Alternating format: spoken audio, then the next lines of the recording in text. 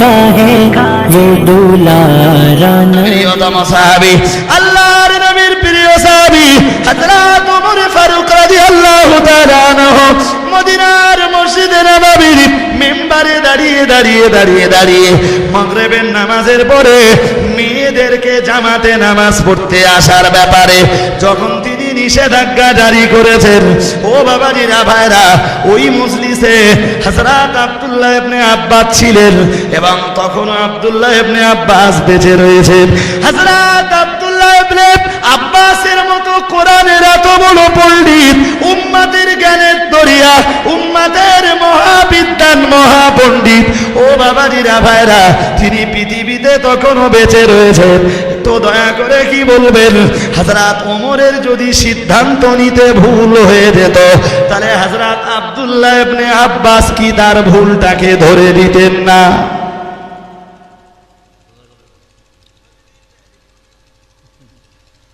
তাহলে এত বড় সাহাবী বেঁচে রয়েছেন আর ওমর মেয়েদেরকে জামাতে নামাজ পড়তে আসতে নিষেধ করছেন। তাহলে যার এত জ্ঞান, যিনি জ্ঞানের দরিয়া, যিনি উম্মতের মহাবিদ্বান মহাপণ্ডিত, যিনি হাদিস বর্ণনায় দ্বিতীয় স্থান অধিকার করেছেন, যিনি রাইসুল মুফাসসিরিন, কোরআন শরীফের সর্বাপেক্ষা পণ্ডিত, যে কিয়ামত পর্যন্ত যিনি মুফাসসিরিনদের সেরে তাজ, তিনি বেঁচে থাকা অবস্থায় হযরত ওমর একটি ভুল সিদ্ধান্ত নেবেন আর তার সেই সিদ্ধান্তটাকে আব্দুল্লাহ ইবনে আব্বাস শুধরে দেবেন না, এটা হতে পারে? কথা বলতে হবে আমার সাথে, হতে পারে? জি, চট করে বলবেন। কোরআন হাদিস আব্দুল্লাহ ইবনে আব্বাস বেশি বুঝতেন না আজকের লামাযাবিরা আর আজকের দেশের জাকির নায়েক কোরআন হাদিস বেশি বুঝেছে? তিনি বেঁচে ছিলেন, হযরত ওমর মেয়েদেরকে জামাতে নামাজ পড়তে আসতে নিষেধ করেছেন, আব্দুল্লাহ ইবনে আব্বাস মেনে নিয়েছেন। যে আনাস 10 বছর ব্যাপী রাসূলুল্লাহ সেবা করেছেন, দ্বীনের নবীর খেদমত করেছেন, আল্লাহর হাবিবের সেবা করেছেন, কত হাদিসের জ্ঞান তিনি অর্জন করেছেন, রাসূলের কত হাদিসের জ্ঞান, নবীর ছায়া সঙ্গী হিসাবে থেকে নবীর খেদমত করতে যে কত হাদিসের জ্ঞান তিনি অর্জন করেছেন। ও বাবাজিরা ভাইরা, হযরত ওমর রাদিয়াল্লাহু তাআলা আনহু তখন তিনি মদিনা, তখন তিনি মুসলিম জাহানের খলিফা, মদিনার মসজিদে নববীতে দাঁড়িয়ে মাগরিবের নামাজের পরে যেদিন তিনি মেয়েদেরকে জামাতে নামাজ পড়তে আসার ব্যাপারে নিষেধাজ্ঞা জারি করেছেন, আল্লাহর নবী সাহাবী আনাস তখন দুনিয়ার মাটিতে বেঁচে রয়েছে। যে সাহাবী 10 বছর নবীর খেদমত করেছেন, ওই আনাস ইবনে মালিক তখনও বেঁচে রয়েছে। ও বাবাজিরা ভাইরা, আমি আপনার কাছে বলে বোঝাতে চাইছি, মিয়া আল্লাহর নবী, দ্বীনের নবী মুহাম্মদুর রাসূলুল্লাহ সাল্লাল্লাহু আলাইহি ওয়াসাল্লাম আর প্রিয় সাহাবী ওমরের যদি সিদ্ধান্ত নিতে ভুল হয়ে যায়, ওমরের সিদ্ধান্ত নিতে যদি ভুল হয়ে থাকে, একটু দয়া করে কি বলবেন, হযরত আনাসের মতো সাহাবী বেঁচে থাকতে ওমরের ভুলটাকে হযরত আনাস কেন ধরে দিলেন না? ভাই ঢুকেছে না ঢুকিনি মাথায়? যদি এটা ঢুকে থাকে তাহলে পরের ধাপটা যাব। জি, আমি 2 নম্বরে আনাস ইবনে মালিকের কথা বলেছি, আপনাদের মাথায় কি ঢুকেছে? ঢুকেছে। 3 নম্বরে বলছি আম্মা আয়েশা। কি নাম বলেছি? তবে এটাও এই মধ্যে কথাটাও মনে রাখেন যে মিস্টার জাকির নায়েকের চেয়ে আর আমাদের দেশের লামাযাবিয়া সালাফিদের চেয়ে হযরত আনাস রাসূলের হাদিস অনেক বেশি বুঝতেন। কথা ঠিক না বেটি? সেই বাংলা প্রবাদে বলে উড়ে এলো চিল, জুড়ে নিল বিল। এ যেন তাই হয়েছে। জি, একটা হাদিস সোজা করে পড়বার যোগ্যতা নেই গো, সে বড় বড় ফতোয়া দিলি মানায়। জি ভাইরা, পরের ধাপটা বলছি, একটু ধরেন মাথায়। আবার হযরত আম্মা আয়েশা, রাসূলের সাহাবীরা রাসূলকে জিজ্ঞেস করেছিলেন, আইয়ুন নাসে আহাব্বু ইলাইকা, হুজুর আপনি দুনিয়ার কোন মানুষটাকে সবচেয়ে বেশি ভালোবাসেন? আমি আজকে যে ওয়াজ করছি গোড়ায় বলেছিলাম এই চিন্তাতে কোনোদিন আপনাদের কাছে ওয়াজ করিনি যে সাহাবীরা জিজ্ঞেস করলেন, হুজুর আপনার কাছে সবচেয়ে প্রিয় কে?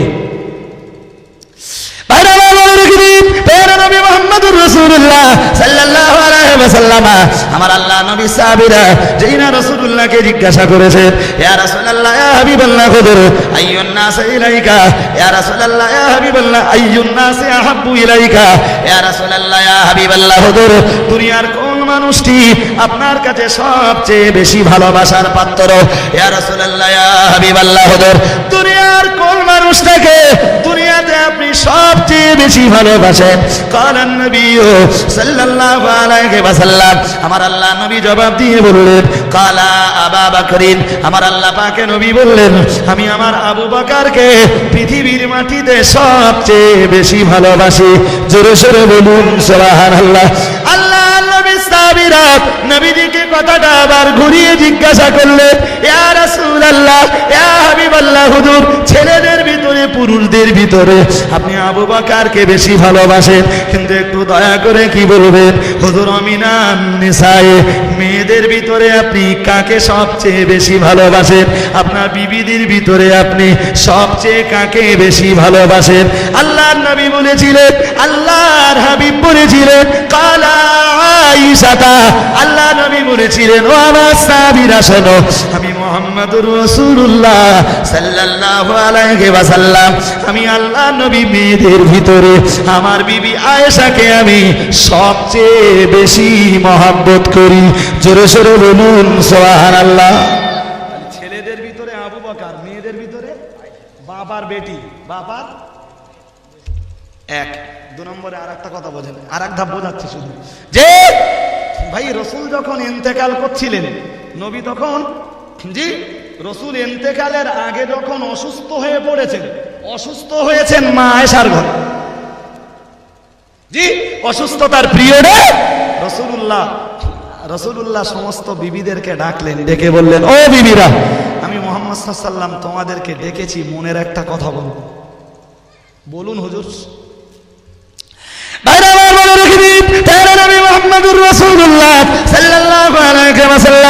আল্লাহ নবী আমার বলেছিলেন, ও বাবাজিরা ভাইরা দিনের নবী বলেছিলেন, ও আমার বিবিরা সারাটা জীবন আমি রাসূলুল্লাহ তোমাদের সকলের সাথে সমান ব্যবহার করেছি, সম আচরণ করেছি, কারোর প্রতি কখনো দুর্ব্যবহার করিনি, বেইনসাফি কখনো কারোর প্রতি করিনি, কাউকে কোলে কাউকে পিঠে করিনি, কাউকে আপন আর কাউকে পর বলে কখনো মনে করিনি। আমি দিনের নবী রাসূলুল্লাহ আমার সকল বিবিদের সাথে সমান ব্যবহার করেছি। হে আমার বিবিরা শোনো, আজ আমি মুহাম্মদুর রাসূলুল্লাহ সাল্লাল্লাহু আলাইহি ওয়াসাল্লাম অসুস্থতার চরম পর্যায়ে পৌঁছে গেছি। আজ আমি রাসূলুল্লাহ আমার আয়েশার ঘরে আসার পরে আমি রাসূলুল্লাহ বড় অসুস্থ হয়ে পড়েছি। ও আমার বিবিরা শোনো, আমি দিনের নবী রাসূলুল্লাহ আমার মনের ভিতরে বড় চাইছিল আমি যে কটা দিন সুস্থ হয়ে না উঠি, আমি আল্লাহ নবী, আমি আল্লাহর হাবিব, আমার মনের ভিতরে বারবার উদয় হচ্ছিল, আমার যেন মনটা যেন চাইছিল আমার আয়েশার ঘরে কাটাবো। বিবিরা একটু তোমরা বলবা এ ব্যাপারে তোমাদের মতামত কি? আল্লাহর নবী দিনের নবী বিবিরা কাঁদতে কাঁদতে বলেছিলেন, ইয়া রাসূলুল্লাহ ইয়া হাবিবাল্লাহ হুজুর সারাটা জীবন আমাদের প্রতি আপনি সমান আচরণ করেছেন, ইয়া রাসূলুল্লাহ ইয়া হাবিবাল্লাহ হুজুর সারাটা জীবন আপনি আমাদের প্রতি ভালো ব্যবহার করেছেন, ইয়া রাসূলুল্লাহ জীবনে কাউকে কোলে কাউকে পিঠে করেননি, কাউকে আপন কাউকে পর বলে মনে করেননি, ইয়া রাসূলুল্লাহ সম আচরণ করেছেন, সমতা বিধান করেছেন, ইয়া রাসূলুল্লাহ সমবন্টন সারা জীবন আপনি করেছেন, ইয়া রাসূলুল্লাহ আজ আপনি অসুস্থ হয়ে আপনার বিবি আয়েশার ঘরে আপনার মনটা থাকতে চাইছে, ইয়া রাসূলুল্লাহ আপনি যাতে রাজি আমরা বিবিরা তাতে নারাজ হব না, আমরা বিবিরা আপনার উপরে আপনার কথায় রাজি হয়ে গেলাম। জোরে সোরে বলুন সুবহানাল্লাহ।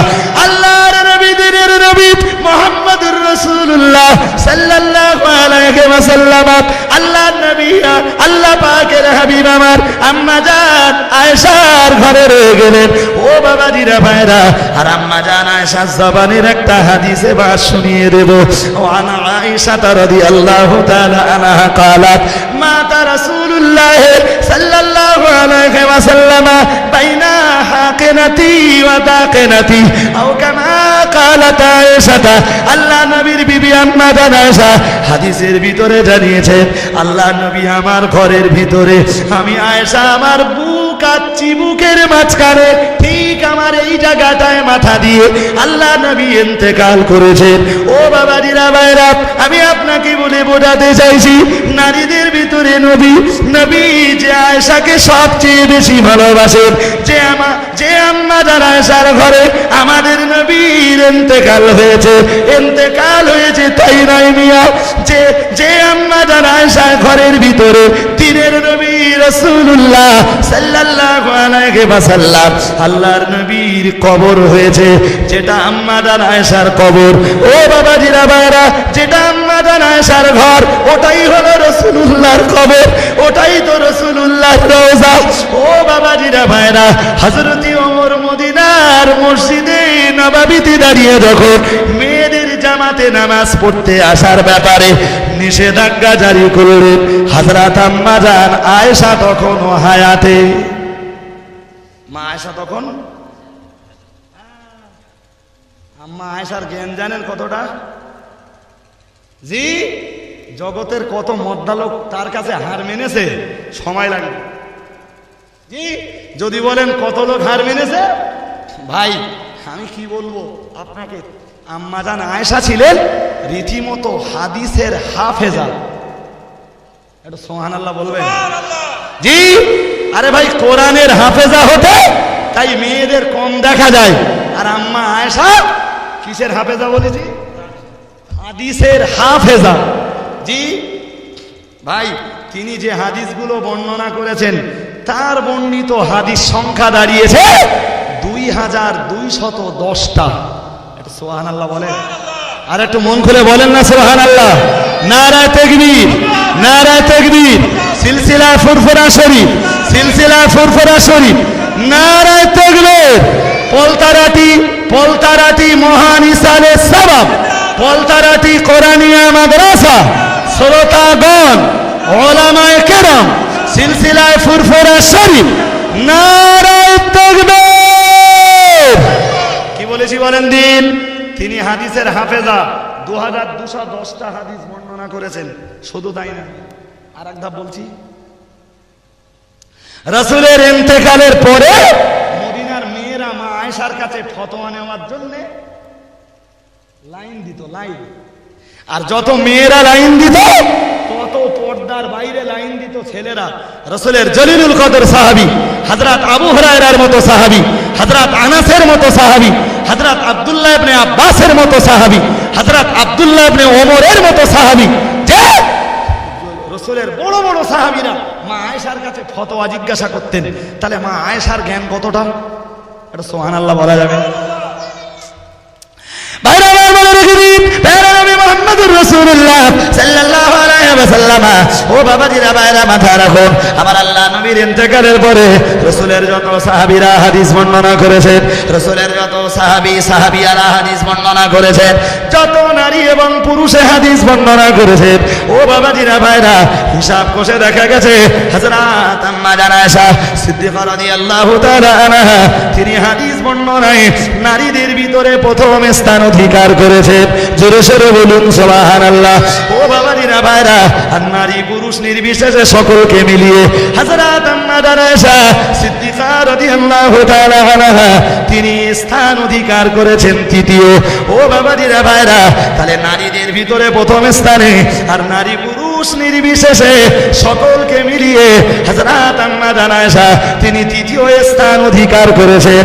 ও বাবাজিরা ভাইরা, আমি আপনার কাছে এবারে বলবো, ভালো করে মাথায় রাখুন, মদিনার মসজিদে নববীতে প্যারা নবী মুহাম্মদুর রাসূলুল্লাহ সাল্লাল্লাহু আলাইহি ওয়াসাল্লাম আল্লাহর নবী যখন ইমামতির জায়গাতে দাঁড়িয়ে মদিনার মসজিদে ইমামতি করেছেন।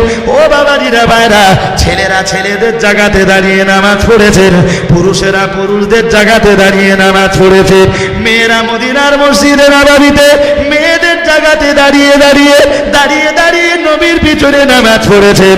আম্মা জান আয়েশাও তিনি মদিনার মসজিদে নববীতে রাসূলুল্লাহর পিছনে নামাজ আদায় করেছেন। ও বাবাজিরা ভাইরা, ভালো করে মাথায় রাখুন, জামাতবদ্ধভাবে আম্মা আয়েশাও নামাজ পড়েছেন। ও বাবাজিরা ভাইরা, আমি আপনাকে আবার বলবো, ভালো করে মাথায় রাখুন, আল্লাহ নবীর ইন্তেকালের পরে মুসলিম জাহানের প্রথম খলিফা হযরত আবু বকর যখন মদিনার মসজিদে নববীতে দাঁড়িয়ে দাঁড়িয়ে ইমামতি করেছেন, আল্লাহ নবীর সাহাবীরা যখন নামাজ পড়েছেন, নবীর সাহাবীরা হযরত আবু বকরের পিছনে ইক্তেদা করেছে। মেয়েরাও মদিনার মসজিদে হযরত আবু বকরের পিছনে জামাতবদ্ধভাবে নামাজ আদায় করেছেন। ও বাবাজিরা ভাইরা, হযরত আবু বকরের ইন্তেকালের পরে হযরত ওমর যখন মুসলিম জাহানের খলিফা হয়েছেন, আল্লাহর নবীর সাহাবীরা একদিকে, সাহাবীরা আর একদিকে। ও বাবাজিরা ভাইরা, আল্লাহর নবী, আল্লাহর হাবিবের প্রিয়তমা বিবি আম্মা জান আয়েশা মেয়েদের কাতারে দাঁড়িয়ে হযরত ওমরের পিছনে নামাজ আদায় করেছে। আল্লাহর নবীর প্রিয় সাহাবী হযরত ওমর যেদিন মদিনার মসজিদে নববীর মিম্বারের উপরে দাঁড়িয়ে দাঁড়িয়ে মেয়েদের জামাতে নামাজ পড়তে আসার ব্যাপারে নিষেধাজ্ঞা জারি করলেন, আল্লাহর নবীর বিবি আম্মা জান আয়েশা, যিনি এতটা জ্ঞানের অধিকারিণী এবং যে আয়েশা এতদিন ব্যাপী রাসূলুল্লাহর পিছনে, আবু বকরের পিছনে আর ওমরের পিছনে নামাজ পড়েছেন, একটু দয়া করে কি বলবেন মিয়াজি, ওমরের ওই সিদ্ধান্ত নেওয়াটা যদি ভুল হয়ে যেত, তবে আম্মা জান আয়েশা কি তার কোনো প্রতিবাদ জানাতেন না? ভাই, আমি কি বোঝাতে চাচ্ছি আপনাদের মাথায় যাচ্ছে নাকি? হ্যাঁ, তুমি হাদিসের কতটা জ্ঞান রাখো? মা আয়েশার চেয়ে বেশি? তুমি আয়েশার চেয়ে মা আম্মা জান আয়েশা রাদিয়াল্লাহু তাআলা আনহার থেকে বেশি পণ্ডিত? হযরত ওমর ফতোয়া দিয়েছেন আর মা আয়েশা তা মাথা পেতে মেনে নিয়েছেন। তিনি নিজেও জামাতে নামাজ পড়তে যাওয়া বন্ধ করে দিয়েছেন। একটু সুবহানাল্লাহ বলা যাবে? আর একটু মন খুলে বলবেন। ভাই, আমি একজন একজন করে সাহাবীর সামান্য সামান্য অংশ বলে ব্যাখ্যা করলে অনেকটা সময় চলে যাবে। জি, হ্যাঁ, কটায় আসবে বক্তা? পড়বে বক্তা কখন আসবে? এক্ষুনি আসবে? তা নিয়ে আসেন বক্তা, আর দেরি করেন না, এমনি আমার দেখতে দেখতে। জি ভাইরা আমার, আমি বলতে বলতে অনেকটা বলেছি, এখনো কিছু বলার চাহিদা রয়েছে। জি, বলবো আপনাদের কাছে। জি, তবে আমার আজকের এ বক্তব্য মাথায় রাখলে, ভাই, কে আমারে গাল দেছে আর কে আমারে মুনাফিক বলেছে, কে আমারে দুশমন বলেছে, ও কথাগুলো মনে না করে, আমার কিছু মনে হয়নি বলো, কে আমার শত্রু বলেছে, কে গাল দেছে, কে কাফের বলেছে, কিচ্ছু মনে হয় না ভাই, বিশ্বাস করেন, আই ডোন্ট কেয়ার, পরোয়া করিনি কিছু। জি, তুই গাল দিবি, আমার জীবনের গোনা কিছু মাফ হয়ে যাবে, তবে আমি ভুল করেও জীবনে তারে গাল দিতে যাব, তবুও বলছি, আমার গালিগালা, আমার নামের গালগুলো যারা হজম করেছেন, আমার এই ওয়াজগুলো যদি মাথায় রাখেন, বেরোনো পরিষ্কার হবে। আর আগামী দিন আমার একটা বক্তৃতা আপনার জন্য একটা তলোয়ার। শুনছেন আমার কথা? জি, সুতরাং জি, আমার ওয়াজ মনে রাখবেন, গাল আমার আরো 5 বার দেন, আমার কিছু এসে দেন। কথা বুঝতে পারেননি? এই লোকে যা গালি দেয় সারাদিন 24 ঘন্টায়, ওই নিয়ে একটা মিনিটের জন্য ভাবার টাইম হয় না আমার।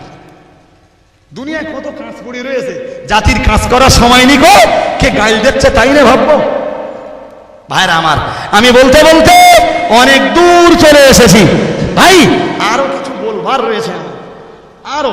জি, আর একজন সাহাবীর নাম বলছি, একটু মাথায় আপনারা ধরুন। কি সাহাবীর নাম হলো হযরত আলী রাদিয়াল্লাহু তাআলা। কি নাম বলেছি? আচ্ছা, ওমর যখন খলিফা মুসলিম জাহানের, আলী তখন বেঁচে আছেন না ইন্তেকাল করেছেন? আলী তো চতুর্থ খলিফা হবেন, তাহলে হযরত আলী বেঁচে? ভালো করে মাথায় ধরুন, একটা হাদিস বলছি আমি। ভাইরা আমার মনে রেখে দিন, প্যারা নবী মুহাম্মদুর রাসূলুল্লাহ সাল্লাল্লাহু আলাইহি ওয়াসাল্লাম, আমার আল্লাহ নবী হাদিস শরীফের ভিতরে জানিয়েছেন, হে দুনিয়ার মানুষ মনে রাখো, আমি মুহাম্মদুর রাসূলুল্লাহ সাল্লাল্লাহু আলাইহি ওয়াসাল্লাম, আমি আল্লাহ নবী তোমাদেরকে বললাম, আমি আল্লাহ পাকের হাবিব বলে দিলাম, আনা মদিনাতুল ইলমি ওয়া আলিয়ুম বাবুহা আও কামা ক্বালা আলাইহিস সালাম। প্রিয় নবী মুহাম্মদুর রাসূলুল্লাহ সাল্লাল্লাহু আলাইহি ওয়াসাল্লাম, আমার আল্লাহ নবী হাদিস শরীফের ভিতরে জানান, আনা মদিনাতুল ইলমি, আমার আল্লাহ পাকে নবী জানিয়েছেন আমি হলাম ইলমের শহর। আমার আল্লাহ নবী পরেই বললেন ও আলিয়ুম বাবুহা, আর আমার আলী হলেন ওই শহরের দরজা। জোরে সোরে বলুন সুবহানাল্লাহ। ও বাবাজিরা ভাইরা, তাহলে রাসূলুল্লাহ হলেন জ্ঞানের শহর, আর ওই শহরে প্রবেশ করার দ্বার হলেন হযরত আলী, দরজা হলেন হযরত আলী। আমি আপনাকে এজন্যই বলবো, নবীর জ্ঞানের শহরের ভিতরে যদি ঢুকতে হয় তাহলে আলীর দরজা দিয়ে ঢুকতে হবে। ও বাবাজিরা ভাইরা, বলবার মতো সময় আমার নেই গো, তবু আর একটা ধাপ এগিয়েছে, নবীর জবানের আর একটা হাদিস আপনাকে শুনিয়ে দেব। আল্লাহর নবী, দিনের নবী মুহাম্মদুর রাসূলুল্লাহ সাল্লাল্লাহু আলাইহি ওয়াসাল্লাম, আল্লাহ নবী হাদিস শরীফের ভিতরে জানান, হে দুনিয়ার মানুষ মনে রাখো, আমি রাসূলুল্লাহ তোমাদেরকে বললাম, ইন্নাল জান্নাতা তাশতাকু ইলা সালাসাতি। আল্লাহ নবী জানিয়ে দিয়েছেন, আল্লাহর দয়ার জান্নাত দুনিয়ার তিনটি মানুষের জন্য অপেক্ষা করে। আল্লাহর দয়ার জান্নাত দুনিয়ার তিনটি মানুষের জন্য আকাঙ্ক্ষা করে। আল্লাহ নবী ওই তিনজন মানুষের নাম বলতে দিয়ে নবী আমার এক নম্বরে বললেন, আমার আলীর জন্য আল্লাহ পাকের দয়ার জান্নাত অপেক্ষা করে, আল্লাহর দয়ার জান্নাত আকাঙ্ক্ষা করে। ও বাবাজিরা ভাইরা, তাহলে আল্লাহর দয়ার জান্নাত যে আলীর জন্য অপেক্ষা করে, আর যে নবীর যে প্রিয় সাহাবী হযরত আলী রাদিয়াল্লাহু তাআলা আনহু, নবীর জ্ঞানের শহরে প্রবেশ করার দরজা, হযরত আলী তখন জীবিত রয়েছেন। হযরত ওমর মদিনার মসজিদে নববীতে দাঁড়িয়ে মেয়েদের জামাতে নামাজ পড়ার ব্যাপারে নিষেধাজ্ঞা জারি করেছেন। ও বাবাজিরা ভাইরা, তো দয়া করে কি বলবেন মিয়াজি, হযরত ওমরের সিদ্ধান্ত নেওয়া যদি ভুল হয়ে থাকে, তাহলে হযরত আলী তো ভুলটা ধরে দিতে পারতেন। কথা ঠিক না বেঠিক? তা নবীর এত সাহাবীরা বেঁচে রয়েছেন, ওমরের ভুল হচ্ছে কেউ ধরতেছ না কি? নাকি বলবেন যে ওমর মুসলিম জাহানের খলিফা বলে ভয়ে কেউ কথা বলছেন না, তাই বলবেন?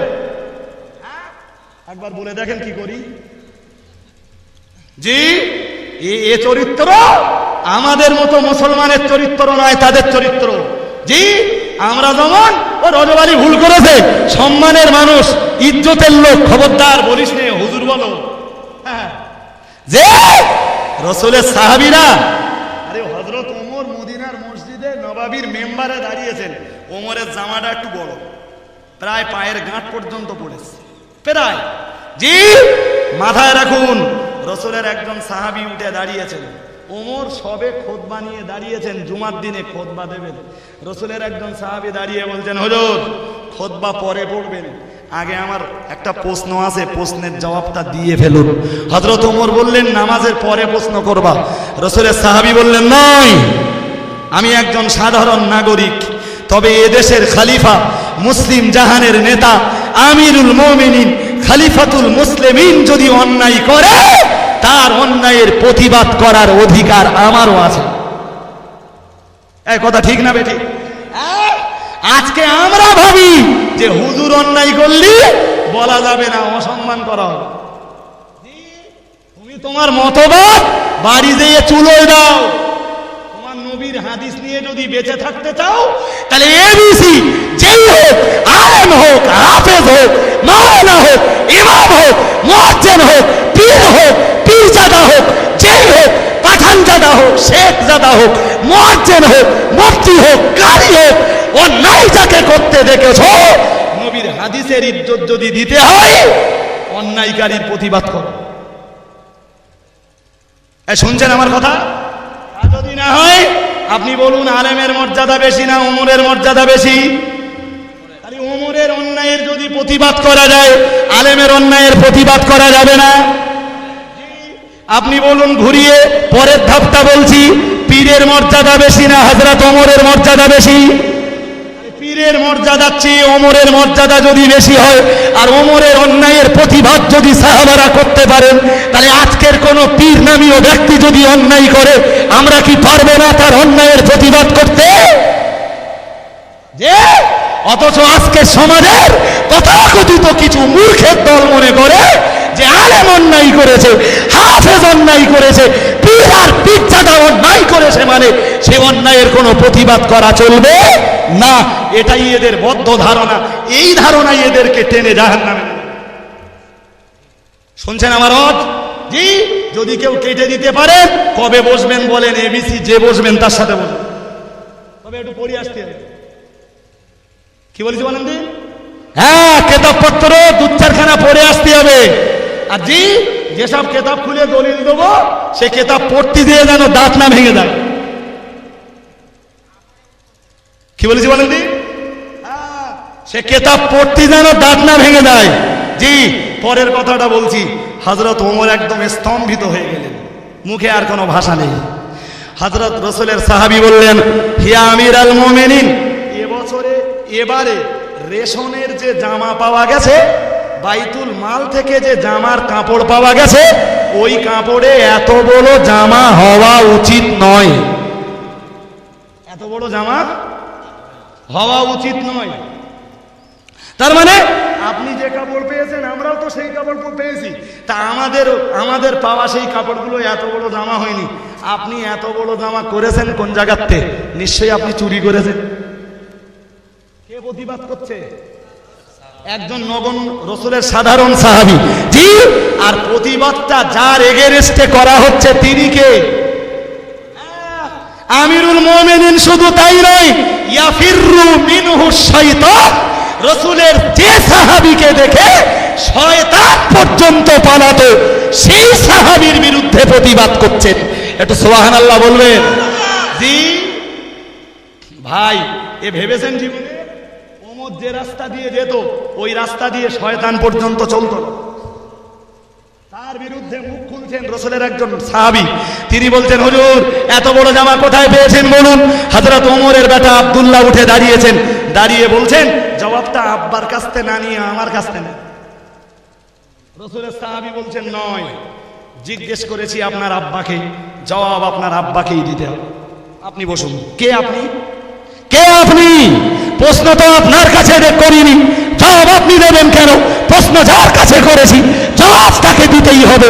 যে আমিরুল মুমিনিন খলিফাতুল মুসলিমিন হযরত ওমর মদিনার মসজিদে নববীর মেম্বারের উপরে দাঁড়িয়ে মাথা নিচু করে রেখেছেন, মস্তক অবনত করে দাঁড়িয়ে রয়েছেন।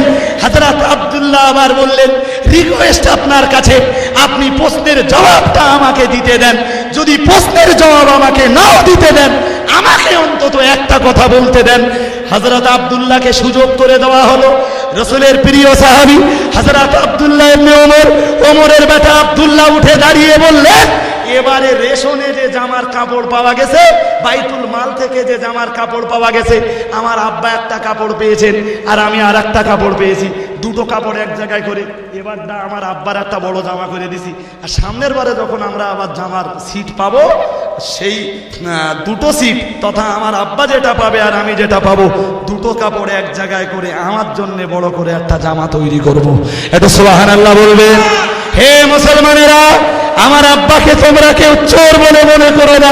ওমর মদিনার মসজিদে নববীতে কেঁদে ফেললেন, কাঁদতে কাঁদতে বললেন, আমি ধন্যবাদ জানাচ্ছি রাসূলুল্লাহর সেই সাহাবীকে, যে সাহাবী ন্যায় কথা হযরত ওমরের বিরুদ্ধে বলতে ভয় পায় না। আর একটু মন খুলে বলো, কোথায় আমরা? জি, আবু বকরের মতো যোগ্যতম মানুষ পৃথিবীতে হয়েছে না হবে? বলেন হবে? কিয়ামত পর্যন্ত হবার নয়। ওই আবু বকর যেদিন মুসলিম জাহানের খলিফা হলেন, খেলাফতের মসনাদে বসে, খেলাফতের মসনাদে দাঁড়িয়ে ফারুকে আজম, নবীর প্রিয় সাহাবী, আল্লাহ পাকের হাবিবের প্রিয় সাহাবী ওমর যে কথা দ্বিতীয় খলিফা হয়ে বলেছিলেন, ওমর তো শিক্ষা নিয়েছিলেন হযরত আবু বকরের কাছে। আবু বকর যেদিন মুসলিম জাহানের খেলাফতের মসনদে বসেছিলেন, বসে তিনি বলেছিলেন, আপনারাই আমাকে খেলাফতের মসনদে বসিয়েছেন, আমি আবু বকর, আপনারাই আমাকে খলিফা বানিয়েছেন। খেলাফতের মসনদে বসে রাষ্ট্র পরিচালনা করতে যেয়ে, দেশ শাসন করতে যেয়ে আমি আবু বকর, আমারও ভুল হতে পারে, যদি আমার ভুল হয়ে যায় আমার ভুলের জায়গাটা আপনারা একটু শুধরে দেবেন।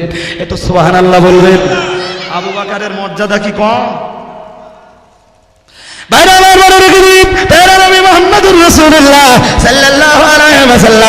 আমার আল্লাহ নবীর প্রিয় সাহাবী, ও বাবাজিরা ভাইরা, আমার আল্লাহ নবী হাদিস শরীফে জানিয়েছেন, লাউ জানা ঈমানু আবী বকরিন লাযাদা ঈমানুহু আও কামা ক্বালা আলাইহিস সালাম। প্রিয় নবী মুহাম্মদুর রাসূলুল্লাহ সাল্লাল্লাহু আলাইহি ওয়াসাল্লাম আমার আল্লাহ নবী হাদিস শরীফের ভিতরে জানান, লাউ জানা ঈমানু আবী বকরিন, আমার আল্লাহ পাকের হাবিব জানিয়েছেন, সারা দুনিয়ার মানুষগুলোর ঈমান যদি দাড়িপাল্লার একটা দিকে চাপিয়ে দেওয়া হয়, আমার আল্লাহ নবী পরেই বললেন, লাযাদা ঈমানুহু, এক মুহূর্তের ভিতরে আমার আবু বকরের ঈমানের পাল্লাটা ভারী হয়ে যায়। জোরে সোরে বলুন সুবহানাল্লাহ। ও বাবাজিরা ভাইরা, তিনি মানুষকে বেয়াদব বলে তাড়িয়ে দিলেন না, তিনি একবারও বললেন না আমার এগেনস্টে আপনারা জীবনে আঙুল তুলবেন না, আমার অন্যায়ের প্রতিবাদ করবেন না, এ কথা মানুষকে শেখালেন না। তিনি মুসলিম জাহানের খেলাফতের মসনদে বসে বললেন, আমি আবু বকর, আমারও ভুল হতে পারে, আমি আবু বকর, যদি আমার কোনো ভুল আপনাদের দ্বারাতে ধরা পড়ে, আমি আবু বকর আপনাকে বলে দিলাম, আমারে যদি শুধরে দেয়, আমি আবু বকর অবশ্যই আপনাদের ধরে দেওয়া ভুলটাকে শুধরে নেব। জোরে সোরে বলুন সুবহানাল্লাহ। ও বাবাজিরা ভাইরা, বলবার মতো সময় আমার নেই গো, দেখতে দেখতে অনেকক্ষণ বলে ফেলেছি, আমি আবার একটি কথা আপনাকে শুনিয়ে দেব। প্রিয় নবী মুহাম্মদুর রাসূলুল্লাহ সাল্লাল্লাহু আলাইহি ওয়াসাল্লাম আল্লাহ নবী মদিনার মসজিদে নববীতে দাঁড়িয়ে নামাজ পড়াচ্ছিলেন, সাহাবীরা কাতারে কাতার দিয়ে নবীর পিছনে দাঁড়িয়েছেন। আল্লাহ নবী ওই দিন নামাজ পড়াতে পড়াতে, নবী কেরাত পড়তে পড়তে আল্লাহ নবীর একটুখানি ভুল হয়ে গেল। ও বাবাজিরা ভাইরা, আমরা হাদিসের কেতাবে ভিতরে পড়েছি, আল্লাহ নবীর যেই না ভুল হয়ে গেল, পিছন দিক দিয়ে হযরতে কাব রাদিয়াল্লাহু তাআলা আনহু লোকমা দিলেন। আল্লাহ নবী কাবের লোকমাটাকে নিলেন। হযরতে কাব রাদিয়াল্লাহু তাআলা নবীর অনেক পিছনে দাঁড়িয়েছিলেন। নবীর নামাজের কেরাতে যেই না ভুল হয়েছে, ভুলটা হযরত কাব ধরে দিলেন। ও বাবাজিরা ভাইরা, মদিনার মসজিদে জামাতে নামাজ শেষ হয়ে গেল। দিনের নবী মুহাম্মদুর রাসূলুল্লাহ সাল্লাল্লাহু আলাইহি ওয়াসাল্লাম আল্লাহ নবী নামাজ শেষ করে সাহাবীদেরকে ডেকে বললেন, সাহাবীরা বসে পড়ো, মদিনার মসজিদে বসে পড়ো। আল্লাহ নবী সাহাবীরা মদিনার মসজিদে নববীতে বসে পড়লেন। দিনের নবী রাসূলুল্লাহ মিম্বারের উপরে দাঁড়িয়ে বললেন, ও আমার সাহাবীরা, আমি মুহাম্মদ সাল্লাল্লাহু আলাইহি ওয়াসাল্লাম দুনিয়াতে নামাজ নিয়ে এলাম, আমি মুহাম্মদ সাল্লাল্লাহু আলাইহি ওয়াসাল্লাম, আল্লাহ তাআলা কোরআন আমার উপরে নাযিল করেছে। মেরাজের রাত্রে আমি রাসূল নামাজ নিয়ে এসেছি। যে নবী নামাজ দুনিয়াতে এনেছেন, যে নবীর উপরে কোরআন নাযিল হয়েছে, যে নবী দুনিয়াতে কোরআন নিয়ে এসেছেন, ও আমার সাহাবীরা বলো না, আমি দিনের নবী রাসূলুল্লাহ বলে দিলাম, সেই নবী নামাজ পড়ছিলেন আর সেই আল্লাহর কোরআন তেলাওয়াত হচ্ছিল। নামাজের ভিতরে সেই কোরআন আমি তেলাওয়াত করেছিলাম। কার এত বড় সাহস বিশ্ব নবীর নামাজে লোকমা দিয়েছে? আল্লাহ নবী যখন এই কথা বললেন, হযরতে কাব থরথর থরথর করে কাঁপছিলেন। কাব উঠে দাঁড়ালেন না, ভয়ে ভয়ে জড়সড় হয়ে গেলে আল্লাহ নবী আবার বললেন, হে আমার সাহাবীরা, কে তোমরা আমার নামাজে লোকমা দিয়েছে? কার এত বড় সাহস নবীর নামাজে ভুল ধরতে পারে, নবীর নামাজে লোকমা দিতে পারে? হযরতে কাব রাদিয়াল্লাহু তাআলা এবারে কাঁপতে কাঁপতে উঠে দাঁড়ালেন, হুজুর, আমি আপনার নামাজে লোকমা মেরেছি। নবী বললেন, তুমি? যে কাব ভাবছিলেন কি জানি রসুল যে কি বলবেন তা ঠিক নেই। এতক্ষণ তো কাব ভয় করছিলেন, কাব যেই উঠে দাঁড়িয়েছেন রসুল বললেন বিশ্ব নবীর নামাজে লোকমা মারার ক্ষমতা যদি কারো থাকে তো আমার কাবের ভিতরেই আছে। সুবহানাল্লাহ বলেন। আর একটু মন করে বলেন। আপনি আবার কালকে প্রচার করতে পারেন রজব আলী ওয়াজ করে গেছে নবীর নামাজে ভুল হলো, করতে পারেন। আমি বলছি হ্যাঁ হয়েছিল, হাদিস শরীফে আছে। তবে যদি বলেন ভুল কেন হয়েছিল, আচ্ছা ভাই নবীর যদি একবার জীবনে ভুল না হবে কেরাতে, তাহলে আমাদের যদি কেরাতে ভুল হয় কি করব এটা জানবো কি করে? আর লোকমাটা মারতে কথা জানবো কি করে?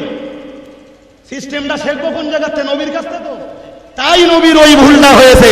আর রসুল উম্মাদকে শিখিয়েছেন কেরাত পড়তে পড়তে যদি ভুল হয় তার সিস্টেমটাই। আমি বোঝাতে পারছি আপনাদের নাকি? যে একটু চট করে বলবেন নবীর নামাজে ভুল হয়েছে। কাব যদি ভুল ধরতে পারে তা রজব আলী তাহা অন্যায় করে যাবে, আর রজব আলী হুজুর বলে ছেড়ে দেবেন?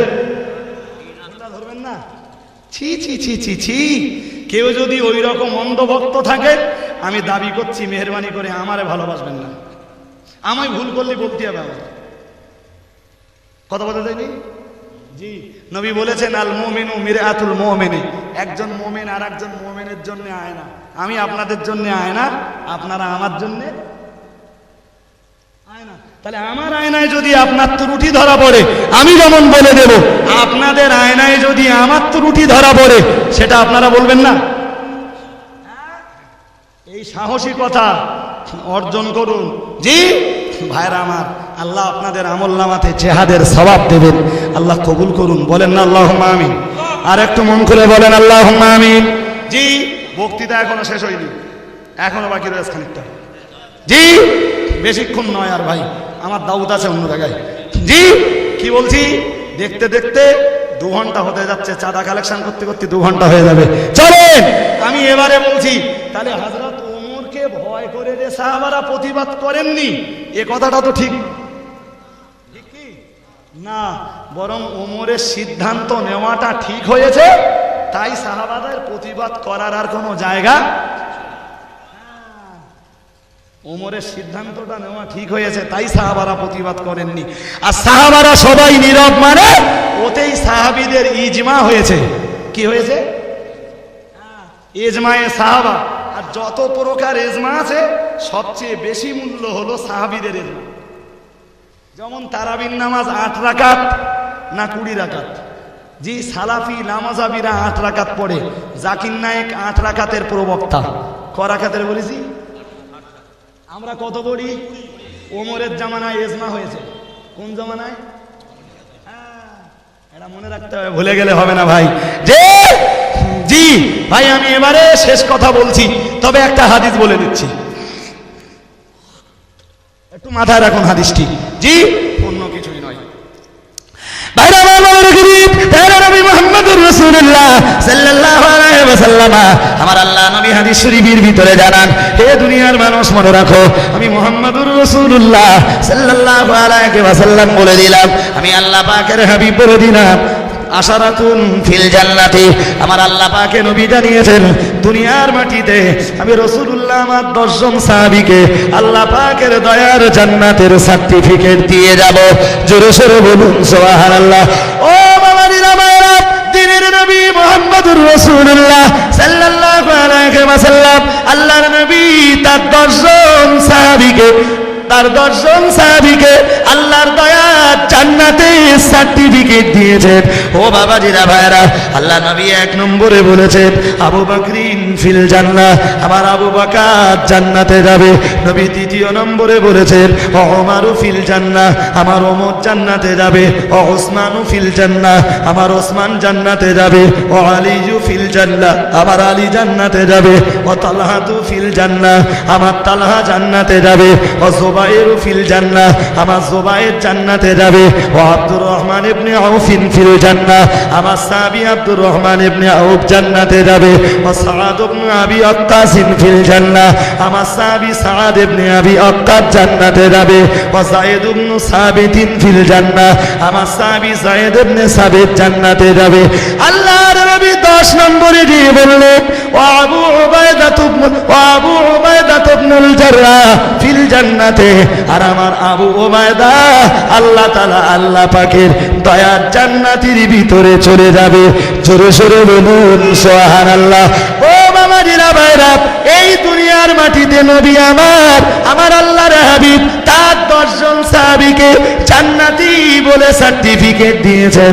ও বাবাজিরা ভাইরা, হযরতে ওমর যেদিন মদিনার মসজিদে নববীতে দাঁড়িয়ে মেয়েদের জামাতে নামাজ পড়তে আসার ব্যাপারে নিষেধাজ্ঞা জারি করেছেন, ওই 10 জন সাহাবীর ভিতরে তখনও 7 থেকে 8 জন দুনিয়াতে জান্নাতের সার্টিফিকেট পাওয়া, সার্টিফিকেট প্রাপ্ত সাহাবী বেঁচে রয়েছেন। তাহলে ওমরের যদি সিদ্ধান্ত নেওয়া ভুল হয়ে যাবে, নবীর এতজন সাহাবীরা কেন প্রতিবাদ করলেন না? যারা জান্নাতের সার্টিফিকেট প্রাপ্ত সাহাবী, তুমি কি হাদিস তাদের চেয়ে বেশি বুঝতেছো? ভাই গোড়ায় কি বলেছিল মনে আছে তো? হ্যাঁ, আমি ভুলে যাইনি গো।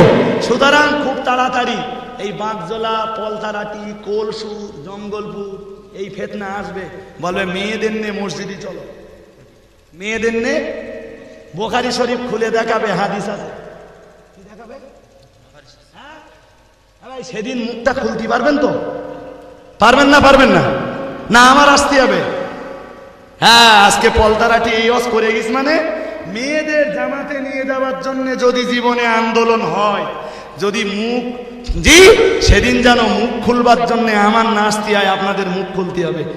একদিন একটা ওয়াজ করে যাব, আর আপনারা এক একটা রত্ন তৈরি হয়ে যাবেন। শুধু ওয়াজগুলো শুনে শুনে শুনে শুনে বাংলায় যুক্তি মারবেন। আমি যেরকম যুক্তি মেরেছি, তবে আমি তো কিছু হাদিস বলেছি, এগুলো হয়তো বলতে পারবেন না, কিন্তু বাংলা যুক্তিগুলো তো মনে থাকবে না? থাকবে না? থাকবে না? সেদিন এই যুক্তি দিয়ে আপনাদের ঘায়েল করতে হবে। পারবেন তো?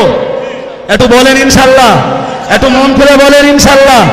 যে আরে ভাই, অত শত কথা না, বাংলার মাটিতে ফুরফুরা শরীফের মুজাদ্দেদে জামান আলা হযরত দাদা হুজুর কেবলা রহমাতুল্লাহ আলাইহি, তিনি কি হাদিসের কিতাব কম বুঝতেন? কথা বলেন, বুঝতেন? আমাদের দেশের এমনি মাওলানারা যে খুব বেশি হাদিসের কিতাব পড়ে, সে পড়ে 15টা। কটা বলে? আমার বাড়ি 10টা আছে। কটা বলেছি? হ্যাঁ, তার মানে আমি 10টা হাদিসের কিতাব পড়া মাওলানা, তাও সব পড়িনি, পড়ার সময় পাইনি। ফুরফুরা শরীফের মুজাদ্দেদে জামান মক্কা শরীফ, মদিনা শরীফ থেকে তিনি 40 খানা হাদিসের কিতাবের সনদপ্রাপ্ত আলেম। একটু সুবহানাল্লাহ বলা যাবে? তাহলে মেয়েদের জামাতে যাওয়া যদি জায়েজ হতো, তা বাংলার মাটিতে ফুরফুরা শরীফের দাদা হুজুর কেবলা মসজিদগুলোতে মেয়েদের নিয়ে যেতে বলতেন? বলতেন না? বলতেন তো? তিনি তো হাদিস কম বুঝতেন না। আরে বোকা, তুমি হাদিসের কিতাব দেখাচ্ছ, তুমি কি এদেশের মাটিতে ফুরফুরা শরীফের দাদা হুজুর পীর কেবলা রহমাতুল্লাহ আলাইহি হচ্ছে বড় পণ্ডিত? সুতরাং সাবধান। ওই যে একটা ফেতনা ছড়াচ্ছে না, বলে মাটির তৈরি না নূরের তৈরি। ওর একদিন মুখোশ খুলবো। কি বলেছি? ওর একদিন মুখোশ খুলে দেবো ইনশাল্লাহ।